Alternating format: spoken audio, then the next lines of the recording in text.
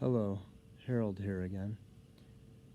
Today I wanted to talk about housing for quadriplegics and for people with paralysis and other disabilities that they can't move and they require wheelchairs to get around and that they are wheelchair bound. I am still in a nursing facility, been here for a long time, and I am waiting for housing. There's a very disturbing trend that I've noticed in this state, and that has to do with housing for the disabled. Anybody who is permanently bound to a wheelchair has almost no chance, as of right now, to find housing. The Americans with Disabilities Act was passed in 1990.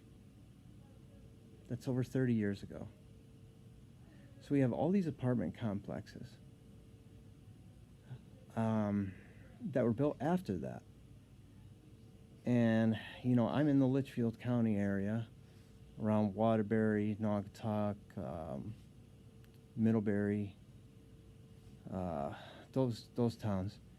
And there's almost nothing for disabled housing.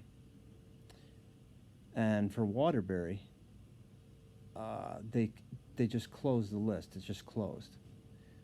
So it's disturbing to me that as a person confined to a wheelchair who wants to rejoin the community and wants to have an independent life, that just because I can't walk, I'm disenfranchised and I'm essentially exiled from the rest of humanity because I can't walk and I'm forced to stay in a nursing home at this time. And I'm working with a program soon that is supposed to try and find housing for me, but I've called many housing authorities and other places, and you look online and they say wheelchair accessible, but then you find out that they're not actually accessible, or that it's very few and far between. There's waiting lists, there's lotteries. I mean, it's ridiculous. Lotteries. So you have to win a lottery in order to find a place to live. And yet, if I could walk, I could find an apartment within days. If I could walk, I could probably find an apartment today. And it's very heartbreaking that I understand we have many issues in this country. We have now the news, everybody's talking about racial inequality, gay rights, abortion rights, all these different things. And I am not trying to say that that the cause of the disabled is, any more greater than any other cause. But you are dealing with society's most vulnerable, people that are wheelchair bound, or the elderly even. And the lack of housing in Connecticut is really a disturbing thing. And it reminds me of, back in like the early 1900s, the 1800s, when people with schizophrenia and other mental diseases were locked in institutions. And I feel that we're going on that trend with the disabled. And if, God forbid, you have a health crisis like I did, and you have surgery, and you have to come to a facility, and then you have nowhere else to go because you can't find housing. So you're forced to be in an institution, essentially. So you can't live on your own. You can't have your own life.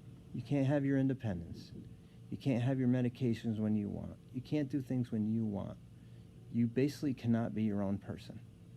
And I understand there's group homes, and there's probably some very good ones out there. But I've heard that there's not much, there's not anything better to be said about them. We're in a state right now with the pandemic that they can't staff things adequately. And in a group home setting, I feel it would be the same as in a nursing home setting, where you have one CNA, one nurse for 15 to 20 patients, or if it was a group home, you would probably have a revolving door of people that just come in and do the bare minimum, and they don't understand the disability, they don't understand the needs or whatever, and you're at a loss. But you know, if you have your own apartment, and that's what we're looking for, that's what I would like to see, is housing for the disabled. Like, why does every apartment building that's built after 1990, as I said, after the ADA, the Americans with Disabilities Act, why is it not handicap accessible? Everything should be, if all municipal buildings are handicap accessible, and you have all these places that are accessible, malls, grocery stores, anything, name it, there's no reason why the apartment, anybody, you know, these huge these apartment complexes, everything should be made in a way that somebody who is in a wheelchair can live in them. Because just because people are in a wheelchair does not mean that we can't function and work and be a part of society. And, you know, I myself have suffered some serious health setbacks, and I probably won't work for a while. But in a previous video I said that I had worked for 10 years. And I was very fortunate to find one apartment in Middlebury, but that is now taken. There's many applicants before me, and then there's a lottery for it.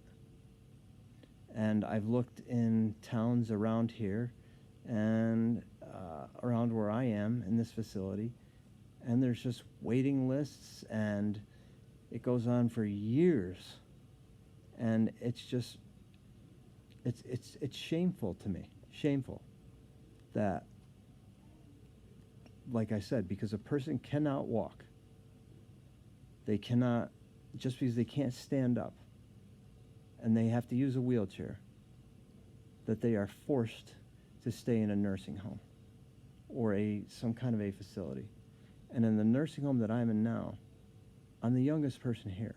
I'm 39 years old. Everybody else here is older and over 50, I would say. So everybody that I interact with, aside from the staff who works here, they're not even close to my age. And I'm usually just here by myself in my room, and I have no autonomy. I don't have my own independence anymore, and that needs to change. And I believe that we need to, as a country, reevaluate not just the healthcare system, which is an absolute disaster. We need to reevaluate these facilities, and we really need to look at what is available for people who are in wheelchairs for them to live, where they can live. And they should not have to go to the ends of the earth, be on waiting lists, be on lotteries, and do all this stuff in order to live and have an independent, fulfilling life. It is just wrong. And, you know, this is the United States. And people will say, like, you know, the facility I'm in, of course I have access to medicine and food and all the other amenities to living. And some people will say, well, at least you're not living in a third world country where, you know, they don't have any of that, and they equate it always with a third world country. But at the same time, I think it's a false equivalency, because we want to have compassion for people in those countries, and I certainly do, and I've seen videos of people that are disabled in that country, or in other third world countries, I'm sorry, and for them, there's almost no hope, and that brings sorrow, great sorrow to my heart, that they have no hope.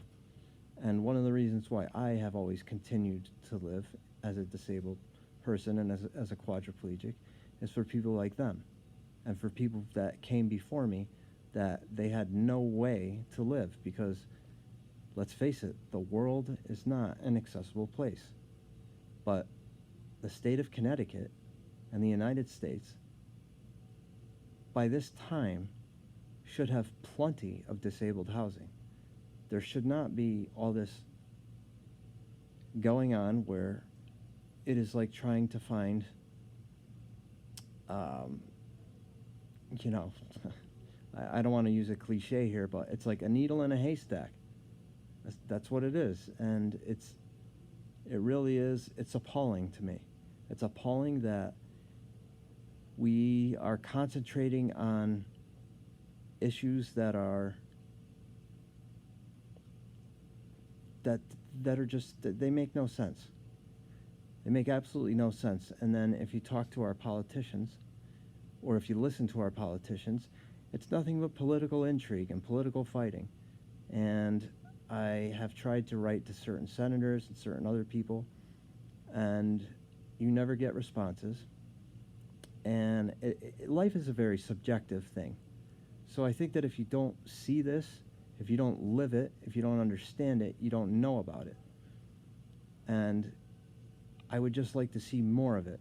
I would like to see more awareness, not just of what needs to be done in order for people to live in wheelchairs comfortably and not in places that are basically war zones,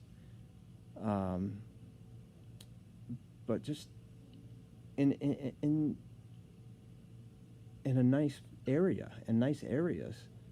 And it doesn't have to be Shangri-La or a palace or anything amazing. You know, a 1-bedroom that's fully accessible, a 2-bedroom that's accessible in case you want to have a girlfriend or a roommate or a live-in aide. It's just ridiculous that you just have to settle, and that nothing is being done. And you know, like for me, I spent 20 years and I worked so hard after I broke my neck and I became disabled. So hard. And now that I am very compromised in my health and I've lost my accessible apartment, which was a dream come true that I even found it, now it's like, well, where do you go? And unless somebody builds their house accessible for wheelchairs, you're not getting in. And in the 20 years that I've been in a wheelchair, I have never been able to get into any of my friends' houses or family members' houses without being lifted in or some kind of setup. And it's nobody thinks of the disabled anymore, I think. And we are certainly a sidelined, disenfranchised group of people. And it is not just white, black, Asian, Spanish, you name it. Ethnicity doesn't matter. It's the disablement and being bound to a wheelchair. And we really need to evaluate the housing, because there's plenty of people in wheelchairs that want to live on their own, and they want to have a semblance of a normal life, and it's unfair, and they should not have to settle for nursing homes and facilities. They should not have to settle. And especially that, since most of us can still work, especially in this day and age with electronics, we can work. I worked at a software company. We can do things online. We can work. Everybody works from home now. There's no reason for it. We can make a living. The disabled community can make a living. I did it myself while I had my health for the longest time. So anyways, this has gone on long enough, but I hope somebody sees this, and I'm sure nothing's going to happen. Nothing is going to get done right now because of all that's going on, but it is something that I've identified in my travels, in my years, and especially within the past year. And I hope that it gets addressed, especially by our lawmakers and our legislature, in Connecticut, and HUD, and the federal government. We need to think about this more.